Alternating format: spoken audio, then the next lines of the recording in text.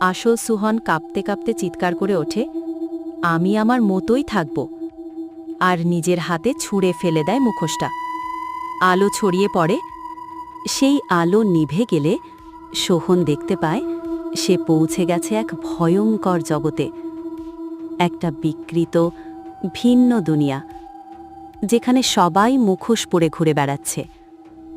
একজন মুখোশধারী এগিয়ে এসে বলে, তুই তো আমাদের মতোই হতে চেয়েছিলি, ভুলে গেছিস? আশেপাশে সবাই একে একে ঘিরে ধরে সুহনকে। সে পালাতে যায়, পড়ে যায়, কিন্তু এবার আর ভয় পায় না। সে মুখ না ঢেকেই উঠে দাঁড়ায়, চেহারায় রক্ত, চোখে জেদ। ঠিক তখনই ডিমন আবার সামনে আসে। এবার সে নাগী নয়, বরং ধীরে বলে, তুই শিখে গেছিস, তাই এবার তুই মুক্তি পেতে পারিস।